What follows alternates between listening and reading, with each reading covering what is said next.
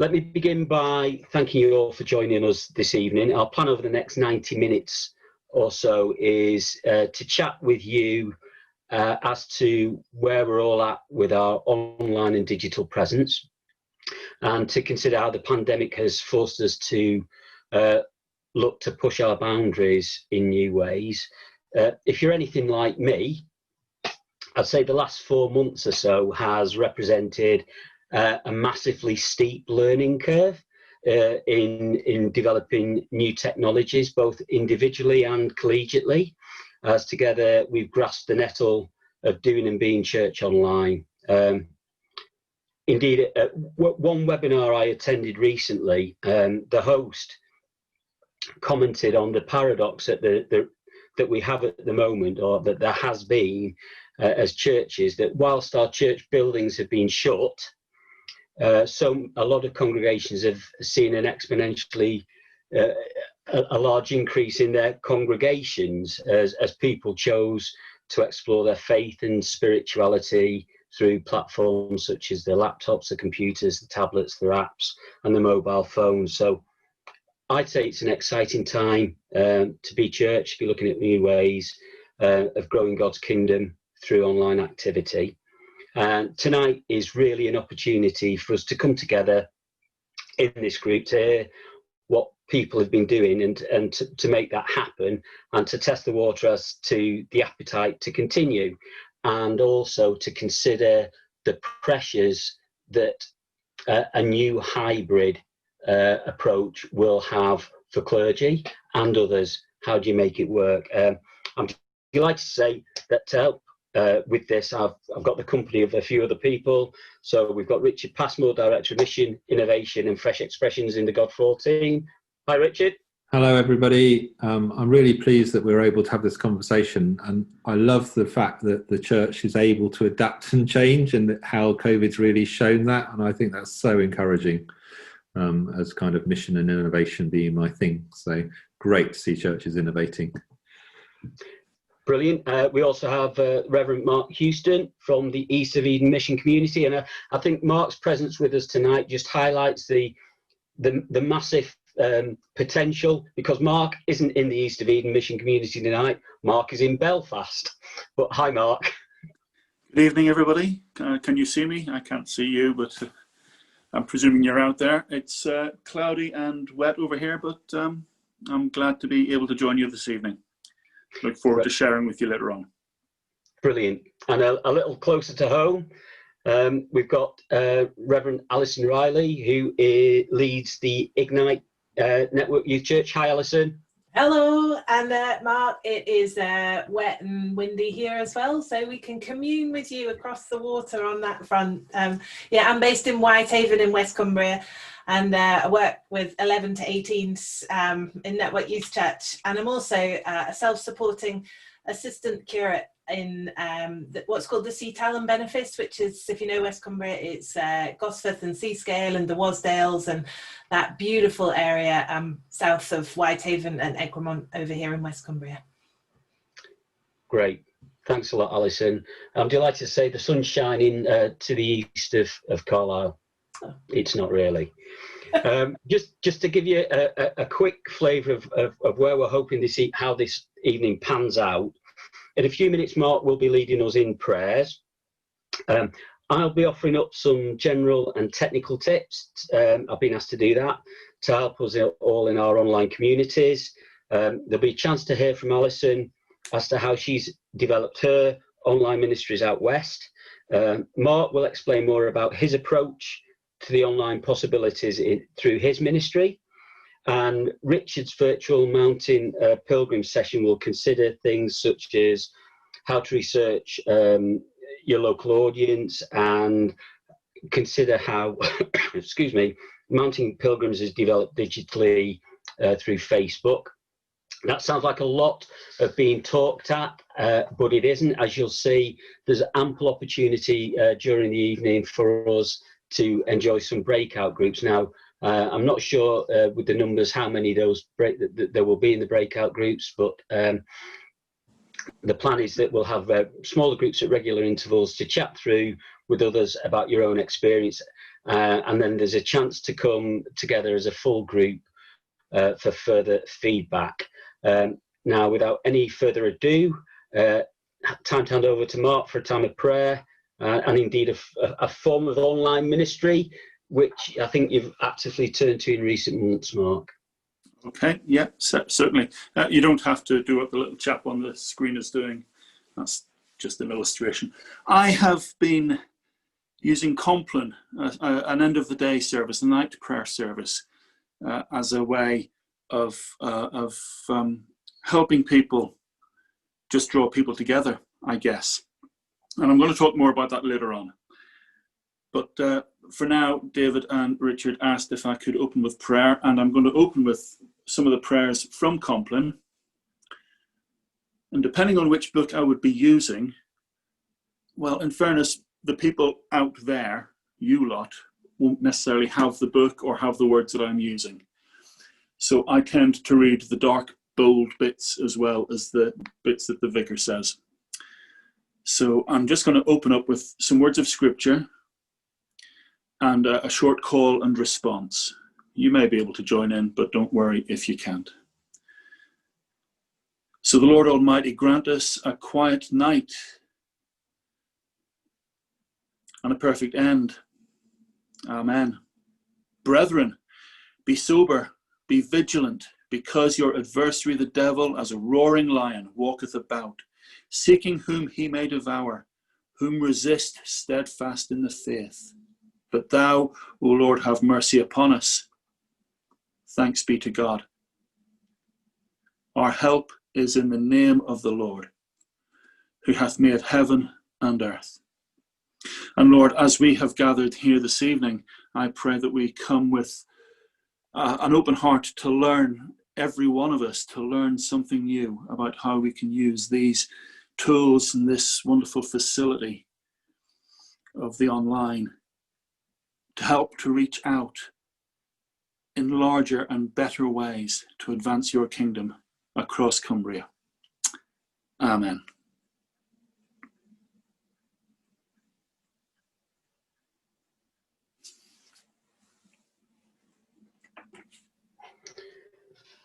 Thanks, Mark. Now, in setting this session up, Richard asked if I'd offer some tips around digital and online ministry as we continue to work through what probably the strangest time we've ever lived through. I'm going to keep this intentionally as brief as I possibly can in order that we have the opportunity to come together to further discuss and share further hints and tips that we may have ourselves. But I'd like to offer up the following as things to ponder on, to actively think about adopting if you've not already done so, and also just to consider what works well in your context. I think context is critical to the digital platform. So the first tip, if we can move that on, that's great. Thanks, Laurie. This is a really valuable tip that I picked up at a webinar on the church's digital future, and comes courtesy of a vicar called Bryony Taylor that some of you may or may not have heard of. Bryony is quite a prolific blogger. Her blog, bryonytaylor.com, has some fantastic resources and support for churches. She spoke at a webinar that I attended. This was her first point. I think it's a really important point. She made it clear that there are a lot of people who've been doing what a lot of us are now doing for a long time already, and that we shouldn't be seen to be colonizers discovering online church whilst ignoring what's already out there. There's an awful lot of good stuff out there that we can pick up on. That's the first point. The second point, again, really simple but really complicated for a church setting, and that is don't compare. It's really bad to compare what you're doing as a church with what the church is doing down the road. It can be quite dispiriting or depressing if you feel that you're not matching what is being done elsewhere. The models that you have should be the model which works well for you in a digital setting. If that's a really simple model, and yet it's reaching out to your your core congregation and new people, I think that's a fantastic thing to be able to achieve. So don't compare. Point 3, you've got the quandary of, do we go with pre-record, or do we go with live? To give you an idea, the church that we attend as a family has chosen to go down the weekly Zoom services, run in a very, very similar way to what we're doing here this evening. It's led by a PowerPoint presentation. Yes, it may be clunky, more so than a pre-recorded service, but it creates immediacy, and I think immediacy within a church setting is really important. One of the highlights for us as a church family is the coffee time that we enjoy after a service. That gives us an opportunity to come together, to talk to each other, to establish what we need to pray for, who we need to pray for, and how we need to pray for them. I think that's a really important part of the service that we have. Against that, you've got the pre-recorded service model, which can appear to be slicker. Take, for example, All Souls Langham Place. And I know that there are people within my own church setting who choose to get their hit of digital church through that pre-recorded model, and that's great. It looks great. What I would say is that in terms of production values, talking as like a former broadcast journalist, that it's really, really high-end production values. And the question is, can you meet that, and do you have the resources to meet that? And I think that is a question that we're going to have to continually ask ourselves as we move forward. The next point is up there in terms of the free technology. It can seem really daunting, can't it, when you begin to consider how to deliver digital church? And I know that certainly our church, we had a number of conversations about how to do that. I think the really important thing is to remember there's lots of free technology out there. As a diocese, when we're live streaming, we've actively used a piece of software called StreamYard, which some of you guys may have used or may not have used. It's an amazing piece of software which enables up to 10 people to take part in a Facebook or a YouTube live stream. 6 people can participate at any one time, although you can have up to 10 participants with 4 in the virtual green room. And we've used that to good effect on a number of occasions. We'll be doing so in a few weeks for a Facebook Vocations event, and also for a live stream event for the launch of the Bishop's Harvest Appeal, which both our bishops are involved with. There's also open broadcaster software, again, which some of you guys may have used, OBS, which enables you to record or live stream video. If you're working on podcasts, then there's a piece of software, again, free, Audacity, which is really useful to use to up the audio content. Going back to OBS, again, just to give you an example of how that can be used, on Friday I'm meeting with someone at Carlisle Cathedral because we're exploring how we can have multiple cameras in the cathedral for the forthcoming ordinations, and how we can make that work. And basically we're looking to make that work through OBS, linked into a number of cameras through video switches, and all run through a laptop, which is amazing. And we have done that kind of thing before. On to the next slide, if that's all right, please, looking at how can we reach more. Again, thanks to Bryony Taylor on this. She made those people who attended the webinar that I was at aware of an amazing piece of software which is available via a platform called Twilio or Twilio, I'm not sure how it's pronounced, but essentially that provides a dial-up sermon on the phone. You may have seen the Daily Hope Church of England dial-up service, which is available and has had a massive hit rate, but this actually allows you to do it locally. It's incredibly cheap. I think you buy a phone number from Twilio and you can get a local dialing code for literally $1 a month. You then record your sermon, have a top and tail it with a welcome and a goodbye message. You load that onto your website or onto Google Drive. You take your link, you then copy it into Twilio, and people are then able to phone those people who are unable to use their computers or don't have access to computers. And it's really important that we don't miss those people out in this conversation. On to the next slide, thank you. Opportunities to connect. Let's just take a live streaming scenario. You may be hosting, you may be in charge of making sure everything works with the technology, but who's actually looking after those people who come along and join the event, if it's a big event? So during a live stream, what about encouraging, for instance, a volunteer or a team of volunteers to throw out some pre-agreed questions, open questions to encourage people to feedback?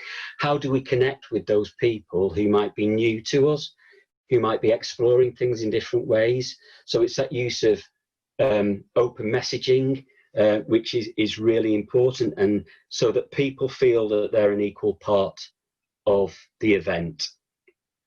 In terms of don't reinvent the wheel, this touches on one of the first points I made, that digital church isn't something that's new. There are already a lot of resources out there which can be of benefit and which can complement what we're doing. I'm thinking in terms of, for instance, the Church of England's prayer apps, its daily prayer services, the prayer for the day. How can those things support what we're doing in a local context rather than us reinventing what's already there? And if you're working within a mission community context, I'd say, and if there's perhaps a church which is taking a particular lead digitally, how can other churches within that mission community context look to support the digital mother church, for instance, in terms of resourcing, in terms of support, in terms of time, in terms of energy? And it may be that we can then signpost people to that particular church rather than everybody looking to go digital. Live streaming support when we're back in church. Thank the Lord that we are to a degree back in church, although it's slightly haphazard across our diocese at this time. Now, will this mean an end to live streams, or will we look to develop new streams of services within our buildings? I think one question I'd really like to explore within this platform and this evening is, how does a live stream in church compare to a Zoom live stream from home and house church? And is there a different feel, and has that feel encouraged more people into that digital environment that maybe wouldn't even feel comfortable exploring a live stream within a church building, for instance? That's things to compare. But those churches that are back and want to explore live streaming from a church building, I know that our diocese is looking to actively make things easier through the DAC, the Diocesan Advisory Committee, which supports parishes in the with the fabric and furnishings of churches, to make changes to churches for live streaming as easy as possible. And I think our archdeacons are involved in that. use the support. I touched on support around the resources which are already there, but there are other really useful resources out there. I just want to flag up, for instance, Premier Digital. They've got a number of upcoming webinars, including one on September the 9th at 3:30. That's a digital church webinar about meeting God online. I'm pretty sure that there's a small charge for that, around about £4 or £5 if you wish to attend. But again, having attended some of Digital's webinars, they're high value. And the Church of England is also continuing to roll out what's proved to be really popular digital labs and webinars. And there's also a 2-day conference, a digital lab conference on the 23rd and 24th of October to consider how to grow people's faith and bring more people to faith by harnessing digital and social media. The topics will include things like live streaming, mixed mode services, online engagement, insight into audience engagement. And finally, and the most important one, as far as I'm concerned, when we get to digital church, is don't worry if things go wrong. It's not as if you're running a TV station and things are going to go to black. It doesn't matter. And I'm talking as someone who's sat in a Zoom service where people have been unable to mute themselves when there's been communal singing and it sounded like a cat's choir. But you know what? As far as I'm concerned, the singing isn't the important thing. It's the communal part. It's the community. That's the really important part of it, the fact that we are together. So don't be too hard on yourselves.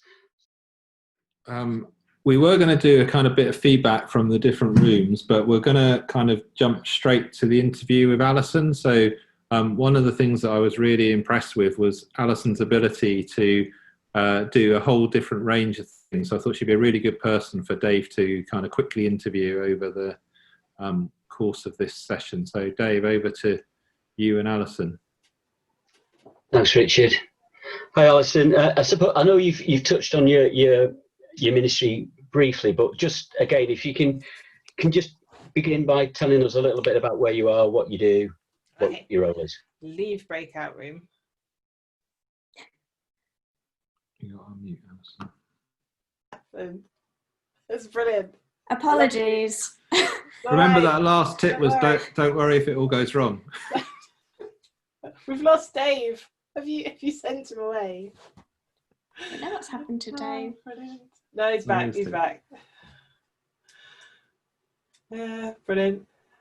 I'll just waffle on then. So basically, I'm based in Whitehaven, and for 2.5 days a week, I'm the Network Youth Church Minister. So looking to connect with 11 to 18s to explore and go deeper in faith, and then I'm a self-supporting curate for a couple of days a week, and all those things are spread over the week. So I kind of have a foot in 2 camps, or either side of the bridge, or whatever you want to say, in more inherited ways of doing church, and looking for perhaps fresh ways of doing church that connect with the teenage group. That's what I do.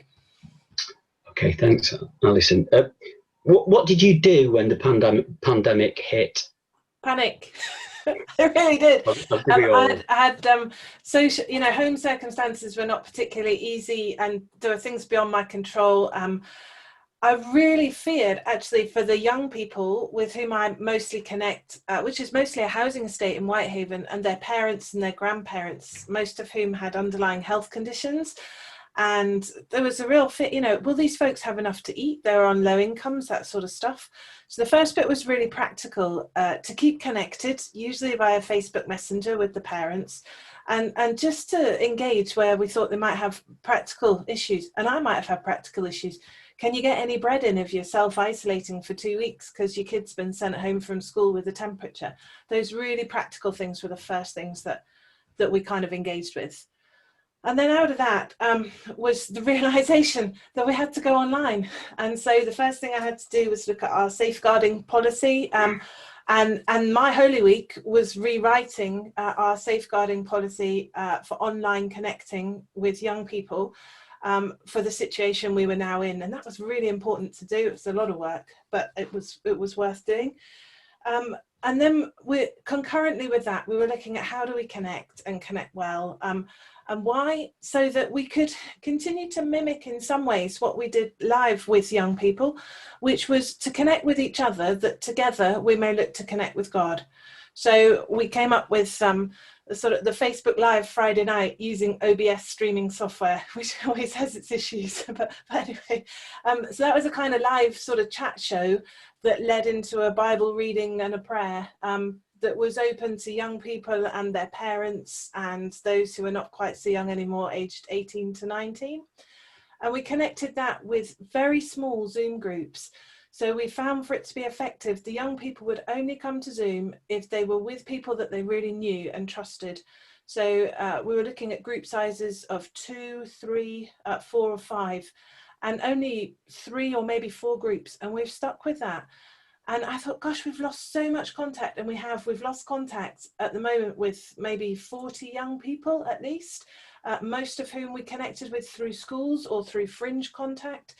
But what has happened is through those Zoom groups, we've deepened the connection with that core group. Because when you meet on a ratio of 2 leaders and 2 young people on Zoom, you do get to know each other pretty well. So it's been an unexpected benefit of that. So that's what has happened with Network Youth Church. Kind of 2 things really: online with Zoom, and online with a sort of Facebook Live where they can comment. We're at another transition point now, which is a kind of mixed online and face-to-face contact within the COVID restrictions that we have. So we're not where we were even back in June or July. And with the curacy stuff, well, basically, I was asked, would I put a weekly Facebook post up? So I was kind of doing that a bit like David was doing with Church of Scotland stuff. We were just talking about that. Short, sort of 2 minutes, 3 minutes, 5 minutes. But, you know, I don't know. I found that there wasn't that much engagement with those. So I started singing instead, just as an experiment of something different. And I started learning my favourite hymns. And when you record, you don't have to practice. So I had to practice them and get them good and record and re-record and so on. But I found a different sort of engagement on Facebook when I played and sang old hymns. And I found that folks who only maybe, they didn't know if other people who commented were connected with church or not. So it was a kind of level playing field. People that I'd known from ages ago would say, oh, I love that hymn. And people that I'd known from the church down the road would say, yeah, I love those words. And you think, you know, somehow we've blurred the edge as to who's part of church and who's not at this point. And so it became sort of naturally evangelistic. And the idea was that we'd experience and connect with God through worship. And I loved that. And I really enjoyed doing that. I'm not sure where that will continue now, but that was a way I felt of calling forth faith wherever we're at, whether we recognize we're part of church or not, online. Yeah. You talk about engagement there, Alison, and how people have engaged. How have you measured that engagement? Well, on Facebook, you can see how many people have viewed it, can't you? and on Zoom, you know if they turn up. So what we found was with that Facebook Live show with the young folks, to start with, every man and his dog and cat and goodness knows who else was engaging online. Everyone was online all the time, you know. And then it settled down into about early May into a kind of core group. And then I think this is something perhaps to do with youngsters in particular, but you know, when you've been doing it about 6 or 8 weeks, it's like, well, what's new and what's next? So we noticed the numbers continue to fall away in that Facebook Live. And now I'm thinking, where do we go with it next? Because it's not new. And also we've moved into the young people's online space. So they've moved somewhere else, really. So it's like, I'm not quite sure where we go with it next. But we saw a lot of engagement and then quite a significant drop off, really. So, yeah. So it's basically finding the next online bus stop where the kids hang out, really. Well, kind of. It's like listening to the kids. The interesting thing is, I'll say to them, we'd love to meet with you because we can do that one-to-one now. Should we come and sit in your garden with a chair? Or do you want to meet online? Or do you want to go into town for coffee? Oh, please, can I go into town for coffee? Because I just need to get out the house. And he says, so what do you want to do? Do you want to stay on Zoom? And they'll say, well, I've got this problem at school. I can only connect with my own year group. Can we have a space somewhere where we can mix with different, you know, with my friends who are in year 10 and I'm in year 11? They are now, the young folks, they want to meet face to face and hang out. They don't necessarily want to say very much, but they just want to be together. So that's, as we listen to, as I listen, that's what I'm hearing now. They're kind of fed up with, especially with Zoom. They'll do it, but they'll do it as a second best to being able to hang out together. So we're now looking at how do we get physically present hangout spaces, and maybe that connected with the Zoom, so that, you know, if the restrictions come in and we get a local lockdown, we've still got those connections and we can keep going. So I think that's where we've got to. I think that your comments about Zoom, that's a cross-generational thing, actually. I think we're all pretty sick of it. But anyway, I'm interested just to explore with you, finally, what you've learned from your audience, because your audience is a particular audience. It's a young audience. So when what kicked in, and you had to begin to explore digital and online, new ways of being and doing, how did the kids help? I was mixed. I learned that the kids like to live very much in the moment. So if you ask them to send you something, like a little video of themselves with the parents' permission, of course, they might or might not do it. But if you meet online together and interview them, like we did with you, Dave, do you remember that? Yeah, but they'll do all sorts of funny things, like they'll dress up or they'll give you stupid answers. They've got great imagination. And the other thing they'll do is you say, do you think you can draw on the screen? Oh, you've done it. Anything to do with messing about with technology, they're 6-7 steps ahead of you before you start. But I think what I learned from them more than anything is the value of connection and how much they really value being physically present with another human being. There's no substitute for it. Well, there is. Online is better than nothing, yeah. But that being physically present and hanging out with another human being, they are seeking that, and I think they're right in that. So perhaps they're taking us in a different direction again now. Brilliant, thanks, Alison. Richard.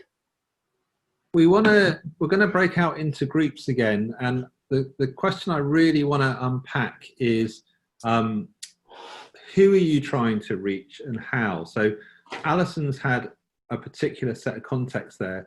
For me, in Mountain Pilgrims, when we started the virtual Mountain Pilgrims, there was two things kind of running through my head. One was, how do I build community with kind of all the Mountain Pilgrims that are stuck indoors and going to be going up the walls kind of thing, because they can't get out and about. And the other one was kind of, how do I kind of really extend our reach beyond our existing groups as other kind of people were coming into the online space. And for us, we had a lot of Mountain Pilgrims who didn't naturally fit into church, so finding a language that worked for both Mountain Pilgrims who had some Christian kind of background and those who didn't was quite easy. But I think for churches in kind of time-honoured ways, it's a lot more challenging to find that right balance of language, because you just don't know who's going to drop in to your online space. There was an interesting story of one church in Cumbria where the vicar put their online service into their local town Facebook group, which was great, really good, positive thing. The numbers watching that shot up to like 600 people watching that online service. But I think there was something going on around language and reaching people. But if you kind of look at the figures, within 2 or 3 minutes, that had dropped down to 3 people. That wasn't anything wrong, because that person was getting really consistent numbers in their own space with church people who got the language and understood it. But when they moved that into a different space, there was this kind of really massive drop off. So I applaud the incentive, but it raises the question, who are we trying to reach and how? And so that's the question that you're going to go into breakout groups for the next 5 minutes or so to discuss. Thanks for sharing. It's surprising how quick those 5-minute things go. But the wisdom in our little group was immense. I've got so many notes to kind of take. And there's some really good stuff going on across the county, and we're we'll try and pull some of those things together. We'll get Dave, myself and Alison to kind of do some feedback, and we'll share all of that in a kind of handout at the end. Mark, you're going to talk a bit more about what you're doing in kind of time-honoured space. And I can try. Yeah, certainly can. Do you want me to go? Yeah. Okay. So my context is a large rural mission community, 19 churches and chapels. Initially, we decided we weren't going to do an online service. We didn't think we could do it well enough. We thought other people would do it better, and we would point people who wanted something like that in their direction. We did offer we produce a little paper service, and someone would write a reflection, and that would go on the mail, it would go on the website. But then someone said, what about doing Zoom? One of our parishioners, he'd been using Zoom for work, and said, we could do this for church.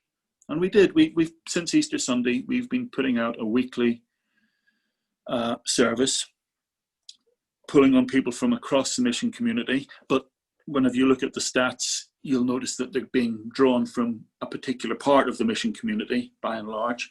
But that's okay. It's worked well. But a lot of our congregation are elderly, or don't have access, or won't have access to the internet, and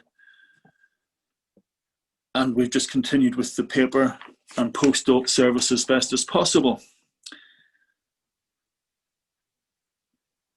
Just from my own point of view, I've been wondering how I could help people as best as I could. I don't live in my mission community, so not that visiting was a great thing that was happening during lockdown, but I certainly couldn't go and visit, couldn't really get very far. So I turned initially to using YouTube. I would record some songs, not as well as Alison recorded them, and I would email the link out to everybody who was on my email list. Still not necessarily hitting the people who don't have email, who don't have an electronic footprint themselves, but it was still something for me personally to keep me from going bonkers, I think, during lockdown. And those videos are still on YouTube. If you've ever heard me play guitar, you'll know I'm not the greatest, but there's a lot of enthusiasm there. So I'm quite proud of them to an extent. But then I thought, well, and from conversations I had with friends on all social media, Facebook and Twitter and so forth, hearing about friends who were struggling with issues of sleep, issues of loneliness, other anxiety issues, that sort of mental health concern, and how, sitting in my study in Plumpton, can I help these folks?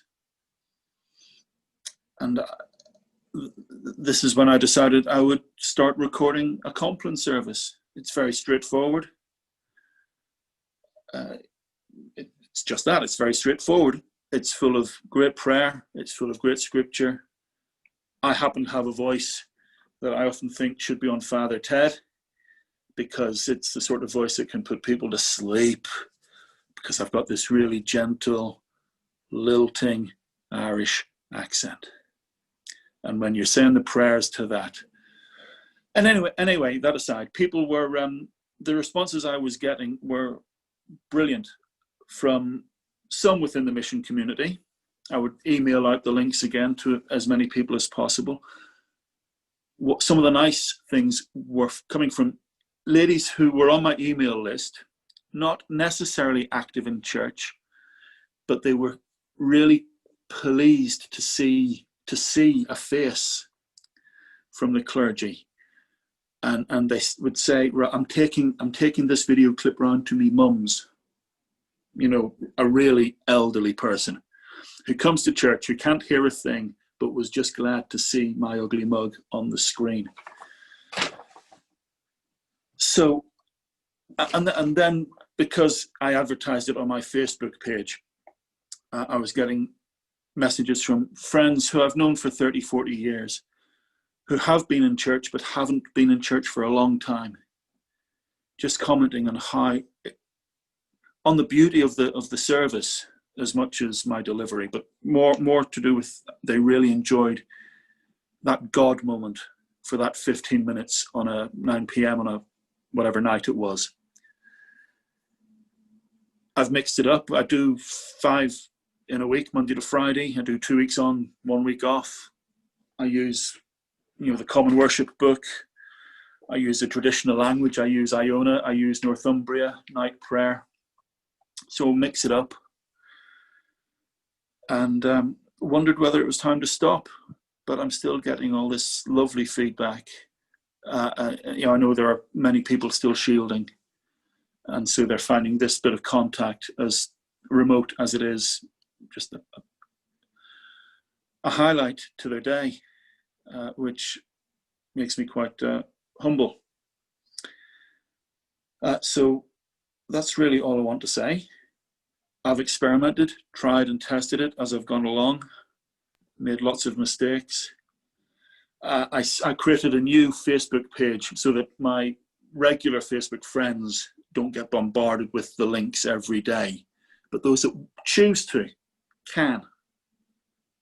So I'll put my email into the chat, and if anybody's interested enough to want to know more, they can contact me and I'll get back in touch with you.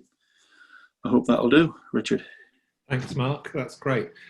So Mark was there kind of specifically to talk about what he was doing from Time Honoured, and I wanted to talk a bit more about kind of fresh expressions and what we've been trying to do with virtual mountain pilgrims. One of the things that's really key for me is, as we move further into the kind of the post-Christendom landscape, contextual mission and ministry is going to be really important. And just the conversation we just had that Gareth and Ruth mentioned about what they were trying to move into doing in Cockermouth is, how do you connect with people in the right sort of way kind of going forward? And I love their interviews idea and some bits and pieces like that. But initially online, lots of people were kind of tuning in and rejoicing that the churches were in this online space. But like Dave said, there's been lots of people inhabiting this space for a long time. So back when I was teaching theology, a group of students set up a Facebook group, Facebook church way back in kind of 2004, 2005 that kind of really grew exponentially. And then there's also been the guys around Disability and Jesus. They've been doing some really good stuff online for a number of years. And I've got a friend who runs a thing called D Church. They've been doing online church in Facebook, Instagram and Twitter for about a decade now. So the first thing that I did was kind of contact everybody I knew. It's like, what do I do now? Kind of thing. And that was really good, because for me, one of the big things has always been about building community, and the D Church people kind of really pulled me up sharp, because I want people to interact. I want to build community online. That's what I want to really do. And I was kind of labeling all these people who were watching the Mountain Pilgrim stuff and not commenting as lurkers. And the D Church people said, that's okay, that's fine. You've got to remember, in the online space, one of the strengths is that anonymous, being able to be anonymous. I can't say the right word. And just like people in a cathedral or a church will sit at the back and maybe dip out before the coffee time, there's plenty of space to kind of do that. And one of the bits of feedback we had that was encouraging was, there was a family who I was calling lurkers who eventually kind of got in touch and said, stop calling me a lurker. We do it all together as a family. We work through the Mountain Pilgrim sessions and we're loving it. We just don't want to talk to you lot, and that's fine. And the other kind of bit that I picked up that was kind of really key in that bit was, we worked really hard to increase our accessibility. So we use slides on Facebook, which if you're blind and you're using a reader, people won't be able to use PDFs or slides. So we always paste the text in as well, so that people who are using online spaces as their primary way of accessing church because of their access needs have a way of kind of doing that. So that was something else that we've done. But we're going to do a little Mountain Pilgrims in a minute. But what we've done, what's been really important to me is that co-creation and building church with people is really important if you're going to do this stuff. It's a key part of developing contextual work. And so what I've done is I've joined several really big mountain groups in Facebook that are for walkers. And every time we've planned a virtual mountain pilgrim session, I've gone into those groups with a few questions about what the theme is. For example, a lot of churches early on in lockdown were saying we need to help people lament. And I agree, I think it's a really important part of what was going on. But when I went into those groups, and even in the local Kendall group, I put up a question about are you feeling that you've lost stuff in COVID? Are you feeling that you're grieving? Thinking that we were going to do a whole piece around lament, and people just weren't up for lament. They weren't up for that kind of grief time. And it was really interesting, like that all my friends in church were saying, oh, people need this, people need this, people need this. All the online groups were saying, no, we don't. And there was this real massive kind of disconnect. But what's been interesting in those online spaces is the conversations that I've had. So the next Mountain Pilgrims we're doing is going to be on the theme of journey. And I got into this amazing conversation with a guy who is adamantly not a Christian about Zen and the art of motorcycle maintenance. And we were chatting about kind of meditation and all of that kind of stuff. And he's bought a brilliant, I recommended a book, Antidote to Mellow by a Jesuit priest, and he's bought that book and he started meditating. And it's kind of like crazy how easy it is to open up conversations in those online spaces. But what I've done is I've taken their wisdom from those contexts, and I've always built our Mountain Pilgrims program around what that community wants. And then what we did, borrowing from D Church, was we framed all of our language into contextual language for Mountain Pilgrims. So in a cell church will often use welcome, worship, word and works as kind of their 4 points. What we've done is we've reframed that into the car park, which is when you turn up for a walk and you all just say, hello, well, that's our equivalent of the welcome. And we ask people a really easy question. Then we go into compass points, which is kind of getting us focused. That's kind of the equivalent of worship. It's helping people focus on the theme that we're going to do. It might ask a question about awe and wonder or those type of things. Then we have food and forage, which kind of has a bit of a kids slot, but the food for thought bit is kind of the Bible bit, and we'll often pick up a Bible theme in that, that's working along that kind of theme. And then the last bit, which is the equivalent of the works bit, is we call it Mountain Rescue. And we kind of have a series of things that people can do during the next coming month to put into action what it is that we've been discussing online. In the early days, we were getting several kind of 100 or so comments into the comment boxes as we went through the slides. But what's been quite interesting is the slides all hang around on the Mountain Pilgrims Facebook group. And just like somebody who's walking 2 miles behind everybody else, after a couple of weeks, somebody's still commenting, and people find it in their own space in their own time, and that's okay. So we kind of let that live thing happen, but we also are quite relaxed about people commenting as they go. So just as an example, here's one of the questions that we did. So what we'd like you to do is just paste into the comments box what makes something an adventure for you. So that would be this is a typical kind of car park compass points question that gets us focused on into the space and tell us what makes something an adventure for you. Thank you. So if you want to kind of see what a whole Mountain Pilgrims session looks like, if you go to the Mountain Pilgrims Facebook group, then you'll be able to kind of see some of those. The order chops and changes with the way that Facebook works. but our next virtual Mountain Pilgrims is going to be on Sunday, the 12th of September, if you want to kind of dip in for a bit of an idea as to how it works, but you need to be part of the Mountain Pilgrims group. So we're beginning to draw things to a close. So we're going to put you back into groups. In the groups, we'd like you to really identify kind of what it is that you've kind of picked up and gleaned from tonight's kind of sessions, where, and also maybe where do you think we need to go to next with some of the online space. The question that Dave kind of mentioned earlier about in the introduction, you know, what is it that we need to do next, and how do we kind of juggle that? There's going to be a lot of pressure on people. We're really aware of that clergy and stuff are already really busy, and how do we kind of faithfully serve the people in the online space, and at the same time make sure we don't burn out in trying to do everything all at the same time. So we've got about 5 minutes or so.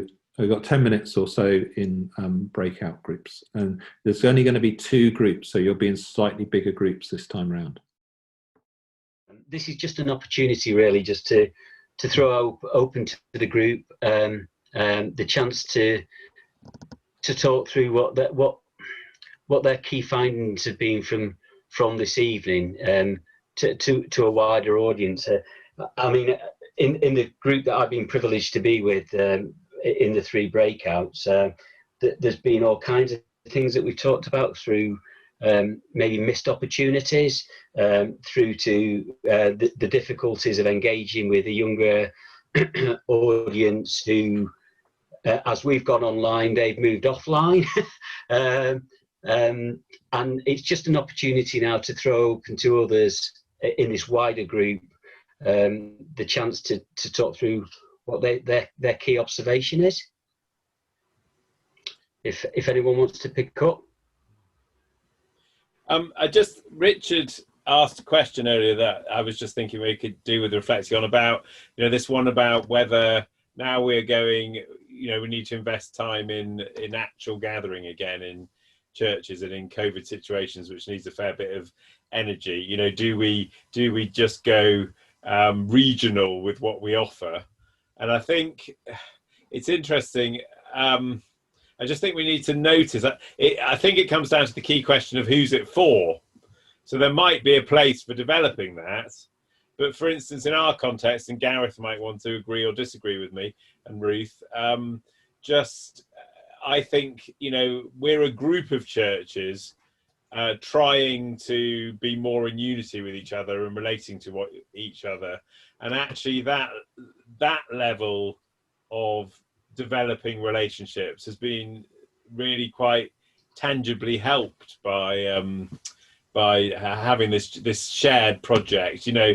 So in a way, locally, or in that that mission community side of local, it's quite useful that we've got that project, and to suddenly move that to a bigger scale, I think we'd lose something there, for instance. However, so one of our objectives there with that is, well, we want to carry on developing that sense of togetherness and shared identity, but you could have it that we can still share.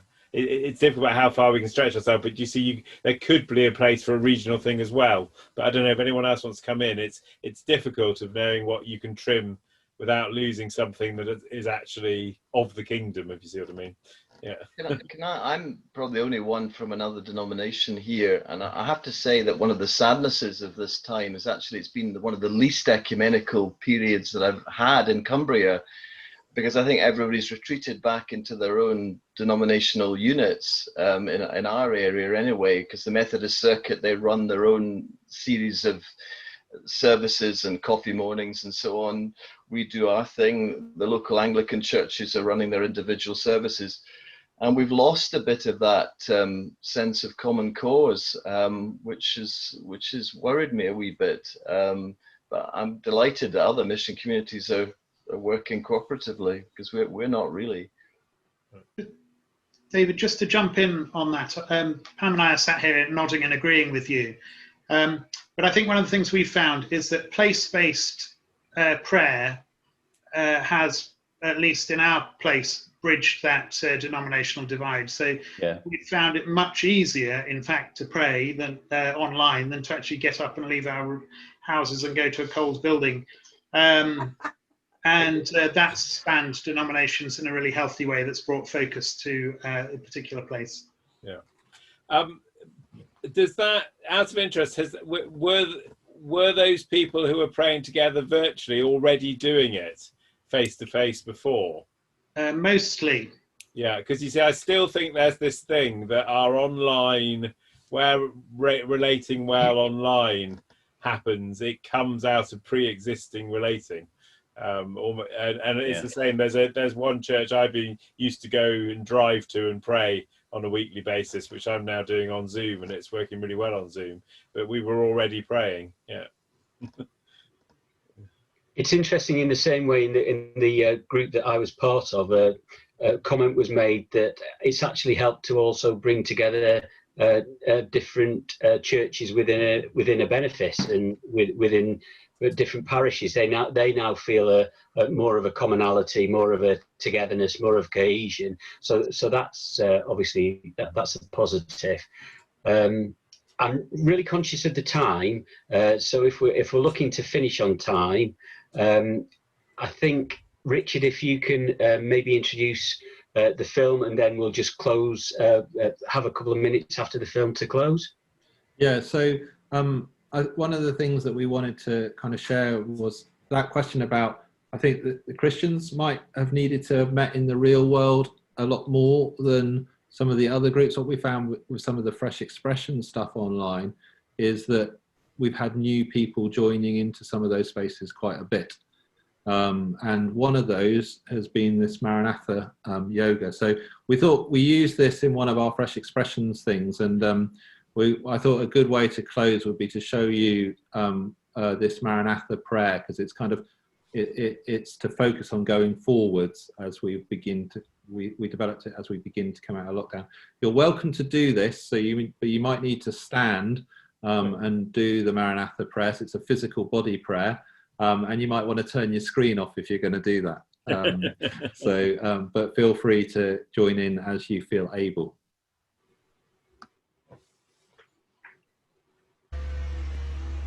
Join Steve Carter from Maranatha Yoga in a body prayer. Begin standing in mountain pose, looking down at your feet, seeing that they're hip distance apart, soles of your feet anchored into the ground, toes spread wide. Looking upwards through your feet, through your ankles, soft bend in the knees, sending the pelvis slightly forward and letting the tailbone sink downwards. Draw your shoulders up towards your ears and roll them round behind. Let your arms be loose down by your sides and the palms facing inwards. Let the chin come up about 1 centimetre or 2. Feel the plumb line through the crown of the head to the soles of the feet, the plumb line of balance. This is a stillness posture. Close your eyes and perhaps you want to picture a mountain, a hill that has significance for you.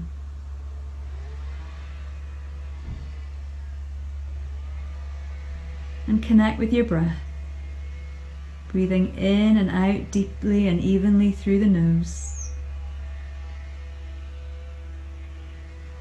Bring your palms together, your thumbs towards your sternum at heart center. And hear the words of Jesus from Matthew 5:37. Let your yes be yes, and your no be no. Open your eyes and look ahead of all that is in front of you.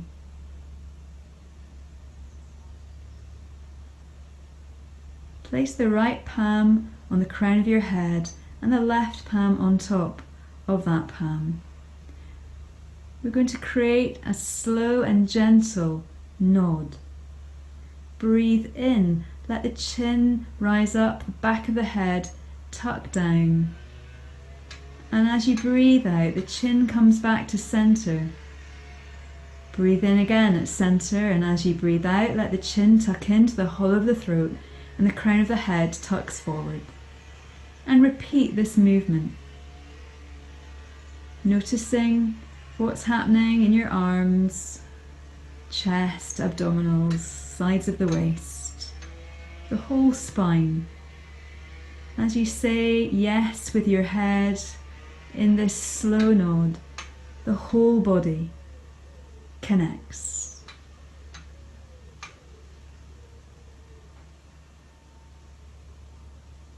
Thinking of what God may be asking of you. The joy of saying yes. Or the hesitations you have about this yes to all that is ahead. The anxieties and the fears. Use the breath to calm and steady you. Bring your head back to center. Let the right arm be loosed by the side of the body and the other hand on the opposite shoulder. We're going to create a slow shaking of the head, animating the word no. We breathe in. As we breathe out, rotate round to face the palm on top of the shoulder. Looking, observing, noticing what's all on that side of the body. Breathing in and out when you arrive. On your next out breath, come back to center. Drop the arm and take the other palm on the opposite shoulder. Breathe in as you breathe out. Create the other half of that shaking of the head, so slow, as you consider all that it might mean to say no to something, to someone. Breathe in as you breathe out. Think long and hard as you look at the consequences of that word. Breathe in as you breathe out, bring the head back to center. And take the other palm on the other shoulder and hug yourself in as an act of compassion and kindness to self. Hearing that word Maranatha in your mind, body and soul, which means come Lord. Come Lord into all my yeses and into all my noes. At this time in history, at this time in my life. Release the arms by your side. Recreate that feeling of mountain posture. Bring the palms together at heart center. Dip the chin, the forehead comes to meet the fingertips.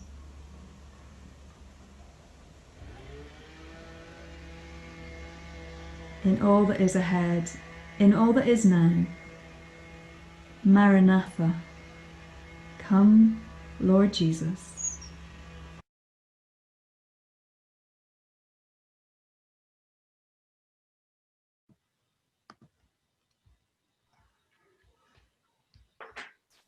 So it just leaves me to say thank you so much to everyone for taking the time to join us tonight.